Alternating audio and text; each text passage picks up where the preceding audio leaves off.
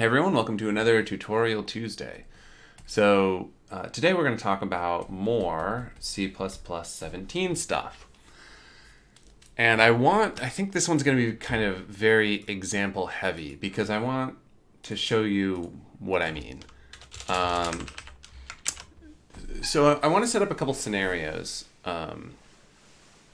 And this particular scenario, let's say that you have some struct data or something like that. And inside of this, it's some pairing of, maybe it's like some triplet of data. You know what, let's even say that it's some vector. And so that I have float x, y, z. This is going to be a simple example. And I want to have some function, whatever this function is. Except instead of returning this, it's going to return this vector, right? So the whole point of this, let me reset this, there we go.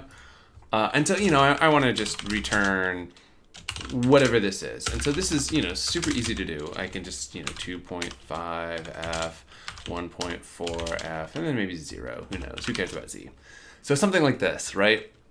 And there's a bunch of ways I can do this. Like I can literally do vector. This is kind of old school, right? I could do this. Vector 3, right? Like this would work.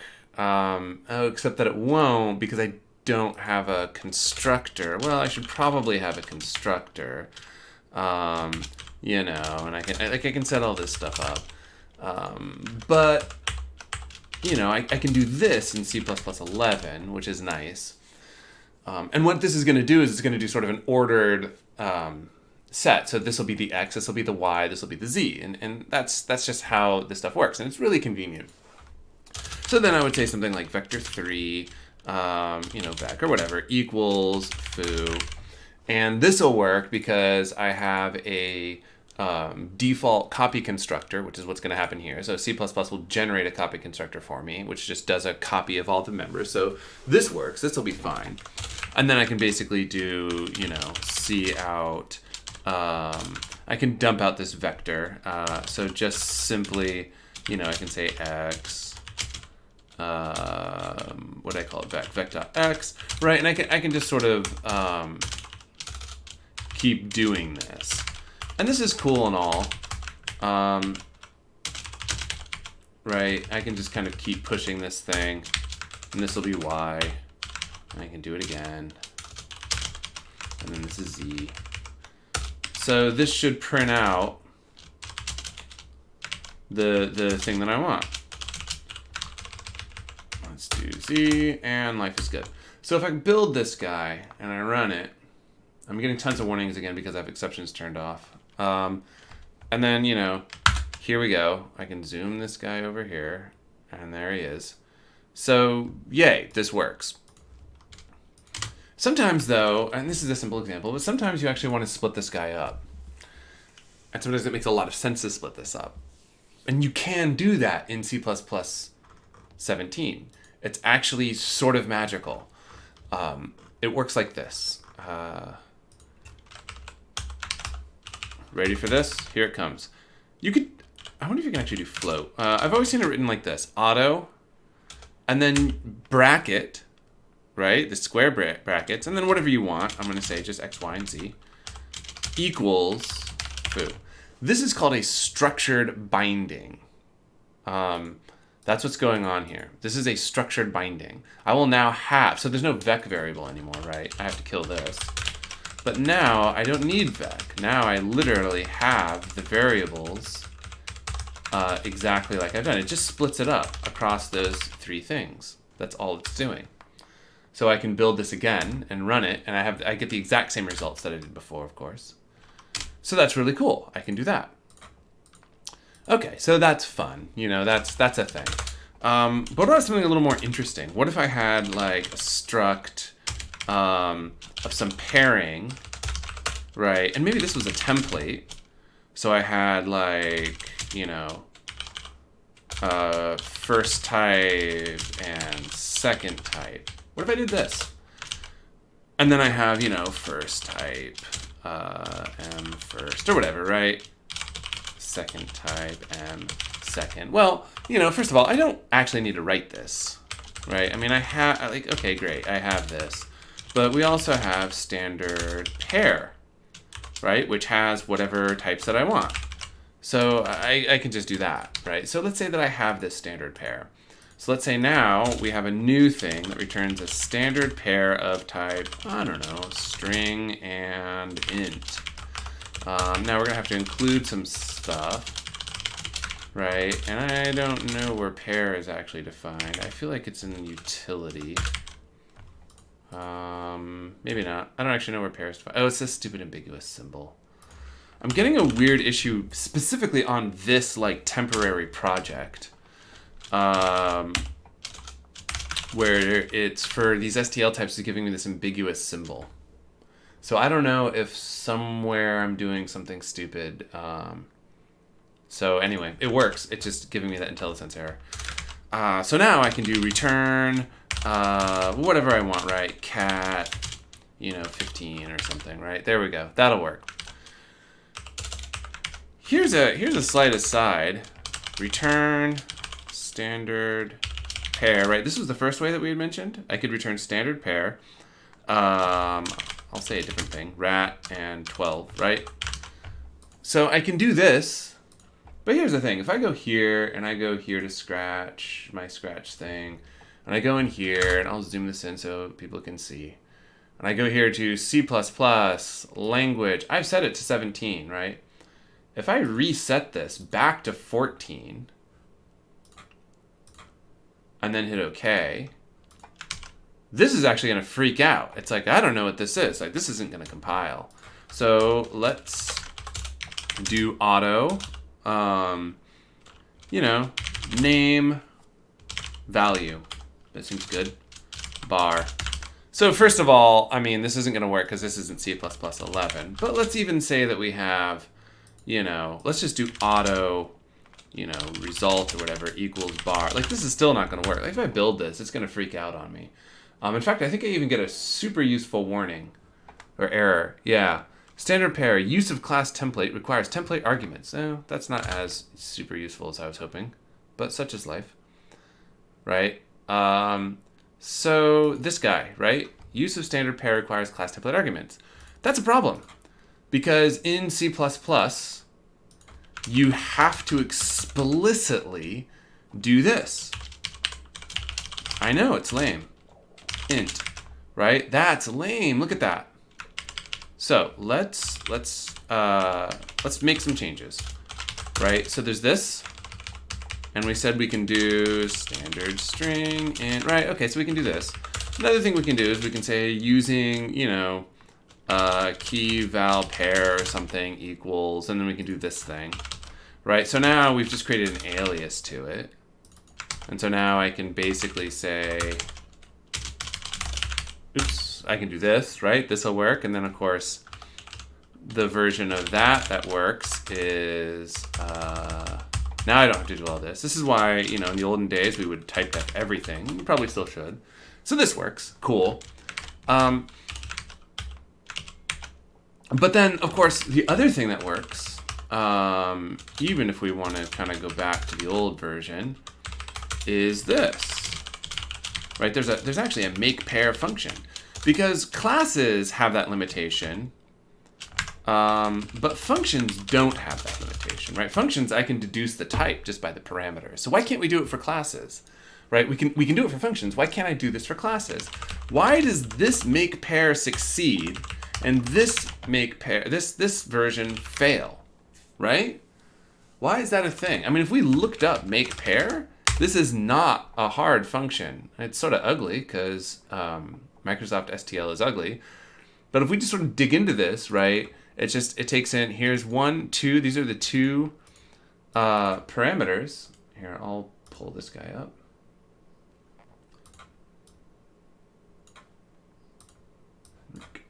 Okay, that's much better. Apply. So we've got this guy, right? Here's our two parameters. These are our two template parameters. So this is the first type and the second type. And then it's a const expression function, which is super fun. And so it's doing this sort of unwrap thing. I'm not sure what that's doing. And it calls in some other make pair, which is not super fun. But it does this. And it probably does a forward of this thing. Right. Like these are universal references, which is the term that I prefer from Scott Myers's book. And then it does this like using, like it just does it internally here. And then return, like, there it is. It just forwards the arguments here using standard forward. So it's doing, like, this super easy thing. Why can't we do that in the function, right? Or in the class, I mean. In just the class constructor. It's even a function. Well, the answer, obviously, if, the whole point of this whole thing is that if we switch to C++ 17, we can. So C++ 17 relaxed that. It's like, okay, it's cool. We can totally determine this, and it's fine. I'm getting the error here because it's that stupid ambiguous symbol that I was telling you about. But now this will work. Well, this won't work, right? Because I have the X, Y, and Z here. But this will build, right? Again, I'm getting a bunch of exception handler stuff because the STL loves exception handling. Okay, that's it. That's easy. Cool. So now that we're in C++ land, we can also do this. And incidentally, for simple things like this, oh, there it is. It's down here. For simple things like this, I actually prefer this. This is more readable to me. But here we go. Name value. Cool. Standard cout. And so now we can do name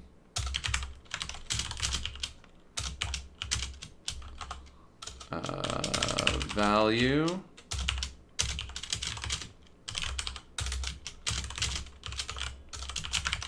right? Now we can do this. Cool, huh? Yeah, okay, this is kind of a simple version. Why do we care that much about this? Well, because especially for things like pair, first and second are not super readable to me, right? They're just not. Let's do a more real example, right? Let's create an n-ordered map, which maps strings to integers. And in order to do this, I should include an ordered map. So here we go. Here's our map. We're just going to say, whatever, test map. And then, what's going on over here? No, I don't want you. Test map. Okay, and then what I want to do is I'm just going to say, I equals 0, I is less than, I don't know, and I'll just fill it manually. Test map dot in place. So for test map dot in place, we're going to insert cat at 15, and we'll just do a bunch of them, right? Rat, dog, maybe rat is 25, 45, dog is maybe 3, bird is 12, and mouse is 1. Great. Now what I want to do is I want to do for each auto, key value pair in test map. And then I'm basically going to do this thing, right? I'm going to print this guy out. Except instead of this, I have to say name key value pair dot first, key value pair dot second. And this is a really simple example, Let's get rid of all this stuff. And there we go. Build, run, hooray, right? Here's my various things I've just looped through and I'm displaying them. So that's cool. And this is fine. But what if we want this to be less bad? What if we want to say key value, right? Now, this is a hell of a lot more explicit. Key value. Look at that. Look how much more explicit this is. Or I should say expressive. Look how much more obvious this is in terms of what's going on. Look at this. That works. And just that's so much more obvious what's happening. So this is great. Yay. Probably, you know, like you can do references, right? So, you know, the reality is this guy here is the type. So I can do references. So you have to be careful, right? You don't want to do it by value. Doing it by reference is better. And then these guys here are just sort of a list of variables. And it is very much like just setting these variables. So again, you know, be careful about reference versus non-reference and all that kind of stuff. Same thing with all this, right? This is literally, so this is actually kind of inefficient in some ways because this is like setting a variable.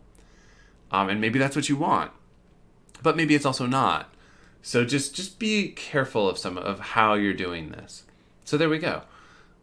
This simple example is really, really easy. And I recognize that. Where this really starts to matter is when you have big for loops or whatever, you're iterating through a bunch of data. That's where it becomes really important. So I want to talk briefly about, and I'm going to copy and paste some of these tests. I'm going to kill all this stuff. Because I want to talk about, there are 3 places where you can use this in your own world. The first, and I'll just copy and paste some of this stuff, is if the initializer is an array. The second, which is very oddly specific, supports standard tuple size and provides a get method.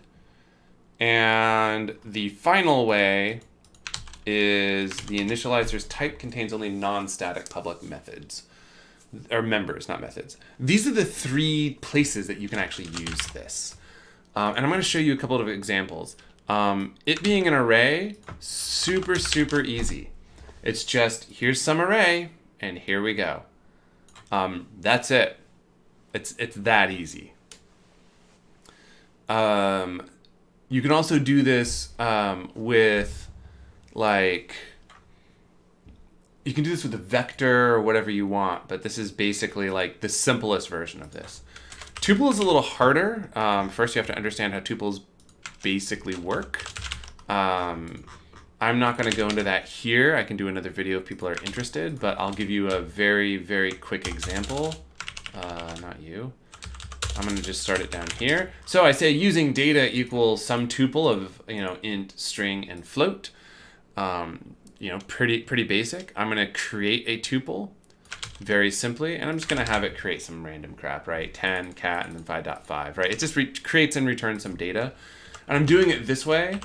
Incidentally, I could do this all in one line, right? And arguably, this is actually more readable. So I'm going to do this. Great, cool. Here's my tuple. That's it. So how do we make this work? Well, I can create the tuple itself down here. And then I could just trivially, and I'll actually do it as a const auto reference. And maybe it's like age, name, and some stat or something, right? Equals data. Now it's exactly as if I said, you know, const, whatever the first type is, which is an int, const int reference age equals data, or, you know, standard : get, you know, it's the same as doing the full get or whatever, right? And I can print all this out or whatever I want to do. So this is a way to break up a tuple very easily. The third way is the initializer's type contains only non-static public members. That's how the pairing works when I'm using pair up here. That's how it works. I'm going to show you a couple of ways to make this work. I'll just grab these in here as well. So if I have some, should be vector 3 test vector. So here's our test vector. It's just our vector from up here, right? And so this was just our XYZ. This is exactly what we had before with our XYZ thing. By the way, notice that I can set X here because it's a reference, right? I've made this a reference. So you can make them sort of writable in a sense. This is absolutely going to print out whatever we want here, which is pretty cool. Here's standard pair. Here I've done it by value. And this is what's nice is you can do this auto here. So like this is an int, this is a float. In fact, if I hover over this, Oh, just complaining that's never used. Oh, it says it doesn't know what type it is. Oh, IntelliSense, you gotta step it up, man. It should be able to go up here and see kind of what's going on, but maybe it can't.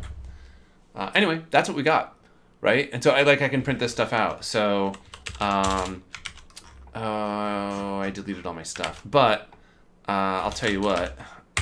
We'll do it the easy way. I'll just set a breakpoint. So test vector was set to, I'll zoom this in, was set to 2.2, 3.4, 1.5, and then down here it's set to, X is set to 15.5. And so you can see here, right, how it's set, which is very cool. So how does all this work? Well, let's find out. Here's the disassembly. This is debug mode, so it's like easy to read disassembly. Where are we? Here we go. So we're up here. This is all the stuff. So if I go over here and we look at how this all works, and let's get rid of code bytes to make this a little easier to read. So let's go back up here. If we look at this guy, we can kind of see what's going on. So we have this move. These are moves with fills. You know, so this is moving floating point values. So we're moving a bunch of these floating point values. This is initializing the vector. That's what's happening here. And then, you know, we load the address here, and then, you know, we move this stuff into this EBP minus C, basically C0. So this is actually moving it into the local variable. And then we go down here and we say, okay, move dword pointer the thing. So all we're doing here with this x equals whatever is we're setting this guy up pretty easily. Let's kind of go back up here. No, okay. I'm sort of wondering if it's even creating a vector. Because I kind of feel like it's not. I guess, yeah, there's this test vec. It's got to be initialized up here somewhere. Because it is moving these things into dword pointer stuff. Move into dword pointer this thing. Yeah, I guess so. Okay. Dword pointer, real. So this is moving into some register, the actual value. And then this is moving that register into the test vec value. I feel like this is causing no actual runtime code. I don't know, what do you guys think? I think this is causing no runtime code because this all looks like the test vector. These look like compiler aliases. Because here we're loading the address of the vector into EAX. And then we're moving into that value, the value of EAX. And then we're moving to EAX the value, and then we're moving into this register. Yeah, this is the address of the thing.